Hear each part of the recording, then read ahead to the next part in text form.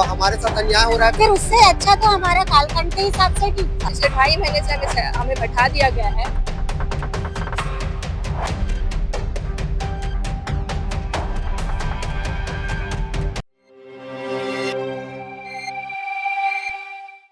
इस वक्त मैं मंत्री टंकराम वर्मा के बंगले के बाहर हूँ। मैं क्यों खड़ा हूँ? क्योंकि यहाँ पे कुछ अतिथि व्याख्याता लोग आए हैं जो अपनी वेतन की मांग को लेकर यहाँ पहुंचे। आपको तस्वीरें दिखाते, तमाम जो अतिथि व्याख्याता हैं वो मंत्री टंकराम वर्मा के बंगले के बाहर खड़े हैं अपनी मांगों को लेकर। आइए हम उनसे जानते हैं कि आखिर उनकी मांग क्या है और क्या अपनी समस्या को लेकर ये आप लोग यहाँ पहुंचे हो। क्या है आप लोगों की मांग? हम लोग छत्तीसगढ़ महाविद्यालय से आए और हमारा एक ही मांग है, जो अभी कमेटी के अंतर्गत मंत्री जी का जो बयान आया है और महाविद्यालय का जो हम कालखंड आधारित व्यवस्था था उसको प्रति दिवस कर दिया गया है, इसका हम विरोध करने आए हैं। और हम जो है एक मुश्त मासिक वेतन जो बेसिक 57,700 जो एक सहायक प्राध्यापक का रहता है, उनमेल वेतन हमारा जो मुख्य मांग था।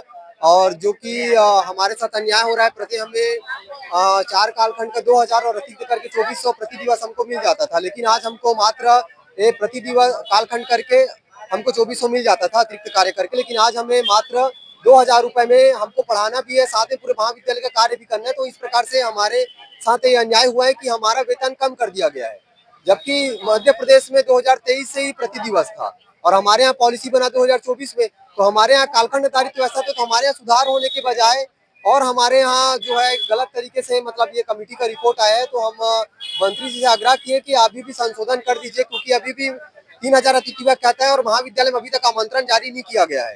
तो आदेश आने से पहले आप सुधार करिए, और जो दीपावली, दशहरा और अन्य शासकीय अवकाश रहता है उसमें हमारा वेतन कट जाता है, तो कम से कम उन अवकाशों में सवैतनिक करिए उनको और सुधार करके हमें महाविद्यालय के लिए आमंत्रित करिए और नीति में परिवर्तन करिए। क्योंकि ये जो प्रति दिवस 2,000 है, इससे हमारा अधिक जो है हमें हमारे एनईपी के अभी एनईपी लागू है पूरे महाविद्यालयों में, इसे सभी को कम से कम 6 से 7 क्लास पढ़ाना पड़ेगा। तो कालखंड आधारित में वेतन ज्यादा देना पड़ता, तो एक प्रकार से कमेटी ने सरकार का पैसा बचा लिया है और कुल मिलाकर हमारे साथ ये शोषण का एक नया तरीका है। तो हम इसका विरोध करते हैं पूरे अतिथि व्याख्याताओं की तरफ से और यही चाहते हैं सरकार से कि महाविद्यालय में जो है एक मुफ्त मासिक वेतन जो है प्रदान किया जाए। अभी पूरे प्रदेश भर में कितने अतिथि व्याख्याता होंगे जिन जो इसमें प्रभावित हो रहे हैं? पूरे 3,000 अतिथि व्याख्याता जो है छत्तीसगढ़ से प्रभावित। छत्तीसगढ़ में जी।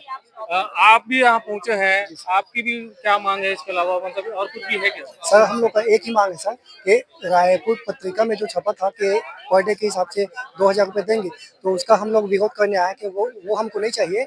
हम लोग शुरू से ही मांग कर रहे थे कि एक मुश्त हमको चाहिए बोल के, एक मुश्त के लिए। इसमें जो आप लोगों को एक मुश्त होगा तो उसमें कितना फायदा होगा और पहले क्या था? छुट्टियाँ नहीं मिलती सर, छुट्टी अगर हम लोग लेते हैं ना तो हम लोग का पैसा काट दिया जाता है। महिलाओं को नहीं मिलता छुट्टी, मतलब किसी को नहीं मिलता, महिलाओं को मातृत्व अवकाश नहीं मिलता, कोर्ट जाना पड़ जाता है। ऐसे मतलब बहुत सारे केस हो रहे हैं, तो इसलिए हम लोग बोल रहे थे कि हमको एक मुश्त चाहिए बोल के। यूजीसी मापदंड में जो नियम है ना, वो 57,700 हमको एक मुश्त चाहिए। तो अभी आप लोगों ने मंत्री जी से चर्चा की, क्या हुआ, क्या बातचीत हुई? थोड़ा सा बात किए, फिर वो गुस्सा करके चले गए कि आप लोग का 2,000 तो कर रहे हैं, हम ऐसे बोले। फिर हम लोग बात करने का प्रयास किए तो बात नहीं सुने, वो चले गए। महिला भी मौजूद है, आप भी लगातार इससे जुड़ी हुई हैं, क्या लगता है इससे कुछ फायदा होगा? फायदा नुकसान तो अपनी जगह है, हम कोशिश करते आ रहे हैं और हमेशा कोशिश करते आए हैं। तो मैं बस ये निवेदन करना चाहूंगी शासन से कि हर शासन आई, हर शासन गई, लेकिन आपसे हमको आशा थी कि आप हमको अच्छा देंगे। आप एक हद तक हमारे लिए कुछ अच्छा करे हैं, लेकिन हमको ये चाह रहे थे कि आप 50,000 अगर करते हैं तो 50,000 सभी को समान तौर पर हमको सबको दे दीजिए। लेकिन इन्होंने बोला है कि पर डे के हिसाब से, फिर उससे अच्छा तो हमारा कालखंड के हिसाब से ठीक था। कालखंड में क्या नियम था, उसमें क्या होता है? कालखंड में क्या होता था, हमको एक्स्ट्रा अलग मिलते थे, 500 रुपए हमको पर पीरियड के हिसाब से मिलते थे और 400 रुपए अलग, मतलब 8,000 हमको अलग से मिलता था। 500 आपको पीरियड, मतलब अगर आपने 3 पीरियड किया तो 1,500, 4 पीरियड मान लो 2,000, तो 400 रुपए और कहेगा था। 400 हमारा एक्स्ट्रा बनता था सर। अच्छा, 20 एक्स्ट्रा हमारे बनते थे। अच्छा, तो मतलब दिन का आपका 2,400 बनता है। और अब इन्होंने कर दिया 2,000 कर दिया उन्होंने। तो 2,000 अगर आप कर ही दिए हैं तो ठीक है, आप 2,000 कर रहे हैं, आप एक काम कीजिए ना, 2,000 आपने कर ही दिया है, कोई दिक्कत नहीं है, आप सीधा 50,000 को सबको समान वेतन कर दीजिए। हम बोल रहे हैं कि 57,000 अगर आपको लग रहा है कि मुश्किल है तो कोई दिक्कत नहीं, अगर आप हमारा 50,000 भी करते हैं तो हमको कोई दिक्कत नहीं, लेकिन जितनी जल्दी से जल्दी हो सके हमारी मांग को पूरी कर दीजिए, क्योंकि एनईपी के द्वारा 1 जुलाई से स्टार्ट हो जाना था, लेकिन आज ऐसी स्थिति आ गई है कि 15 जुलाई आ गया है और 15 जुलाई तक अध्यापन कार्य बंद है। तो अध्यापन कार्य बंद रहेगा तो छात्र छात्राओं का नुकसान ही है। तो छात्र छात्राओं के भविष्य के साथ खिलवाड़ हो रहा है।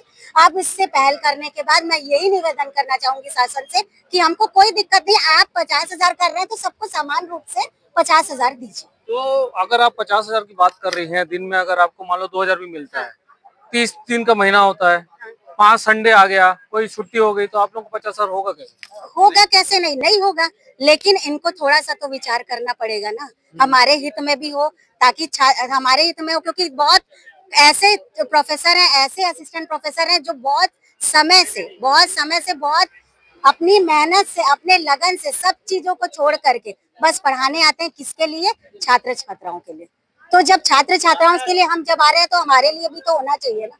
तो हमारे थोड़ा तो सुनिए, आप थोड़ा तो देखिए, तो हमारी और बच्चों की स्थिति को भाप करके आप कुछ अच्छा, कुछ नया फैसला लीजिए। मेरा यही निवेदन है सरकार। तो मतलब अगर आप 15 दिन की छुट्टी में है तो ये 15 दिन का नुकसान है आप लोगों को, इसका पैसा नहीं मिलेगा। तो आप भी यहाँ पे मौजूद हैं, आप भी लगातार अपनी बातों को लेकर आ रहे हैं, क्या लगता है सरकार आप लोगों की बातें मानेगी? देखो, सरकार माननीय मुख्यमंत्री मतलब टंकराम वर्मा जी जो उच्च शिक्षा मंत्री है, उनसे हमारी यही मांग है कि हम जो है जो 4 मांग रखे हैं कि हमें एक मुश्त मासिक वेतन दिया जाए, और जो है हमारे जो यूजीसी के का जो नियम है 57,700 उतना ही बेसिक दे दी जाए। हम ये नहीं करें कि हमें रेगुलर कर दीजिए या परमानेंट कर दीजिए या कॉन्ट्रेक्चुअल में रख दीजिए। हम उतने में, हमारी जो बेसिक मांग है वही है कि हमें जो है एक मुश्त मासिक वेतन दिया जाए, है ना। और जो पॉलिसी बनाया गया है, पॉलिसी में संशोधन करते हुए पॉलिसी को नियमानुसार चलाया जाए। जो एकेडमिक कैलेंडर है, एकेडमिक कैलेंडर के मुताबिक हमें सेवा शर्तों में हमें रखा जाए, है ना। बिना सूचना दिए जो है हमें ना निकाला नहीं जाए, क्योंकि सर आप देखेंगे पूरे भारत में अगर देखेंगे तो यूजीसी राष्ट्रीय शिक्षा नीति लागू हुआ है ना। राष्ट्रीय शिक्षा नीति में सभी जगह लागू हुआ है, सभी राज्यों में लागू हुआ है। अगर हम बात करें तो चुनाव के समय ही एक देश एक चुनाव की बात होता है, एक संविधान एक विधान की बात होता है, लेकिन हक की बात आती है तो वहाँ पे एक समान वेतन समान कार्य एक केवल नारा है ना। तो ये हमें दिखाई नहीं देता है सर। तो अभी नियम में क्या ऐसा बदलाव करना चाहिए जिससे आप लोगों को कुछ फायदा हो? बस नियम में हम ये चाहते हैं कि हमारे जो है रोजी के जगह में जो है बेसिक मासिक वेतन दिया जाए, एक मुश्त मासिक वेतन दिया जाए, चाहे सरकार जो निर्धारित करे, चाहे बेसिक पे ही दे दे, चाहे 57,700 जो असिस्टेंट प्रोफेसर का होता है वही दे दे हमें। हम हमारे सरकार से यही मांग है। तो अभी आप लोग जो जितने लोग यहाँ पहुंचे हैं, या आप पूरे रायपुर वाले हैं कि पूरे छत्तीसगढ़ से आए? सर कोई बिलासपुर से आया, कोई अंबिकापुर से आया है, कोई सरगुजा से आया है, मैं दूर गया से आया हूँ, महासमुंद से आए हैं। हर दिन आ रहे हैं सर। आज एक बार नहीं, हम सरकार से कई बार आवेदन दिए हैं। लगभग 150 कॉलेजों में अपनी मांग को लेकर के सारे मंत्री, है ना, तो हम जो है अपनी मांगों को रख चुके हैं और लेटर के माध्यम से दे चुके हैं, लेकिन अब हम थक चुके हैं सर। आज एकेडमिक कैलेंडर में हमें जो है 1 जुलाई से ज्वाइनिंग करना था, लेकिन आज के डेट में हमें ज्वाइनिंग नहीं हुआ है। अभी ज्वाइनिंग कब होगा हमें भी पता नहीं है। और भी कुछ लोग हैं, मैं उनसे भी बात करूंगा कि महिला लोग हैं। मैडम, आप लोग यहाँ पहुंचे हैं और अपनी मांगों को लेकर लगातार आप चर्चा भी कर रहे हैं, क्या लगता है आपकी मांगों का क्या होगा, आगे पूरा होगा? सर मांगों का तो पता नहीं पूरा होगा कि नहीं, लेकिन जब तक हमारी मांगे पूरी नहीं होगी हम लोग कोई भी ज्वाइनिंग नहीं करेंगे कॉलेज में। हम यही डिसाइड किए हैं सारे अतिथि यहाँ पे। तो मांगे अब जैसे भी उनको पूरा तो करना पड़ेगा सर। आपकी अगर मांगे पूरी नहीं होती है, आप लोगों का जैसे दिन के हिसाब से वेतन मिलता है, अब वो आप जितने दिन नहीं जाओगे उतने दिन का वेतन नहीं मिलेगा, तो आप लोगों को फिर गुजारा कैसे होगा? सर यही तो सबसे बड़ी प्रॉब्लम है। पिछले 2.5 महीने से हमें बैठा दिया गया है, सैलरी नहीं मिल रही है, कुछ नहीं मिल रहा है। हम परेशान तो है ही ऐसे ही। तो जब तक हमारी ये मांगे पूरी नहीं होगी कुछ दिन और परेशान होंगे। तो आगे आप लोग कुछ करेंगे क्या, और भी प्रदर्शन आगे चलेगा? तो हमारी अगर ये मांगे पूरी नहीं तो और भी हम आगे प्रदर्शन करेंगे, जितना हो सकता है वहाँ हम मंत्रालय भी जाएंगे और विधानसभा भी जाएंगे। हो सकता है, जो हो सकता है हम जरूर करेंगे। क्योंकि अभी तो विधानसभा सत्र चल रहा है, मंत्री तो वहीं मिलेंगे, तो आप लोग वहाँ भी जाएंगे? जी जी, अगर हमारी मांगे पूरी नहीं तो हम आगे वहाँ भी जाएंगे सर। कितने दिन का समय मांगा है आप लोग ने आपकी मांग पूरी करने के लिए? हमें समय बताया ही नहीं गया है सर, कुछ नहीं बताया गया है।